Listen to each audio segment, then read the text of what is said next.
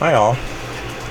This is an answer to Sodak, South Dakota Modeler, on what we like doing when we build. I like realism.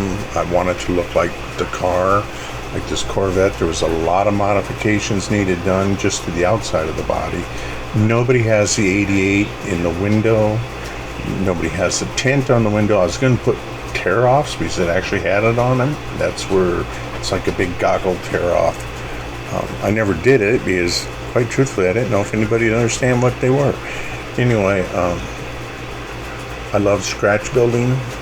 This is totally handmade molds. If you watch anything on my C2 Corvette, or even this model here, it's on my page. You can look at it and see.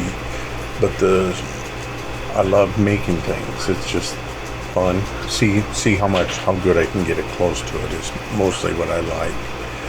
Sometimes I do good. Other times I suck. Believe me. And cars are new to me, so a lot of sucking going on. Anyway, this is a Mercedes D6 or D3 that was scratch built. These two D4s were made for this AEG G4 that I scratch built, and I made a ship. Yep, drew my own plans off of Dreadnought project. Had some dockyard plans, but it was for ventilation, but I used that for the size and where stuff was at. Tons of photos on the seedlets, and so actually a lot of overhead shots, believe it or not, really helped. And this is done. I like doing it at a specific time period. This was done right before they turned to the north at the Battle of Jutland. They did not have the white circles that came after the Battle of Jutland.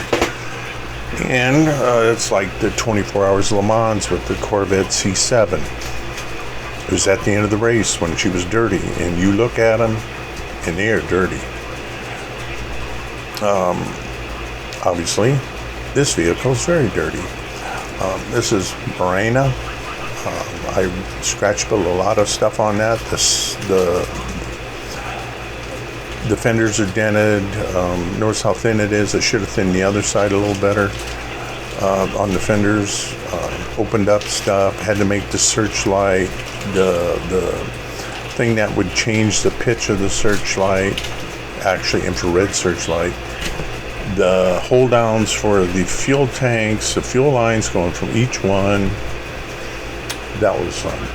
And the turret was wrong because this is the kit is a T54, not a T55, and Murano was a T55, so I had to remake the commander's cupola on the other side. This is a Revell kit of a Panzer IV, and there's, like I said, I seen where it needed help, and I added stuff. I added more armor to the front, weld beads, brass parts because I wanted it really thin, but I didn't want it to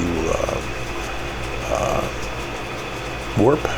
So I used brass on the skirt armor around the turret.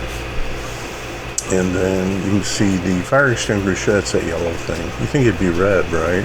Well, because Germans are different. Anyway, this was a fun kit. It's a lot of weird stuff with it that I had to do. This is another Revell monogram kit of a M48 Patton that was in Vietnam that I did. It's an A3, I believe. And the headlight was crushed. They were going through a swamp, and they just dived in, and the water soaked the driver, and the loader and the commander are laughing their butt off at him. Anyway, yep, I had to do a lot of work on this. Had to open up all the engine grates.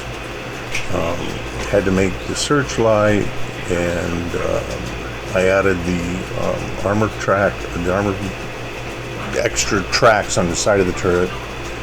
And this is another one, that total interior on this I should have videotaped it, that I can do it now, but anyway.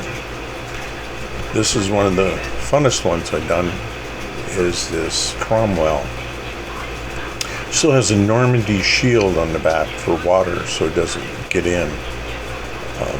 This was totally fun.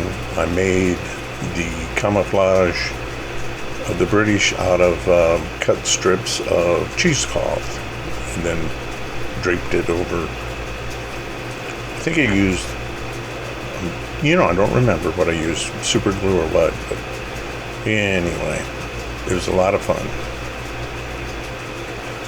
Anyway, like I said, all I go for is detail and accuracy as much as I can do.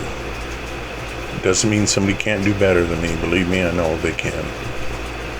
So, I like, the tank. This is actual photo of the tank the day after it was knocked out, but I did it before because I didn't want, two guys died. The loader and the gunner were killed. The commander didn't get killed, or the driver, or the bow gunner. This model here got out of hand. I started out making a Dragon. This thing is about 15 inches long, the Dragon. The guy's about 8 inches, 10 inches tall, and it got out of hand. This thing is huge, but it was a lot of fun. I had a lot of fun because I'm not used to doing stuff like that. So that's what made it fun, was something new. I hope you enjoyed this and understand why I do what I do. Thank you.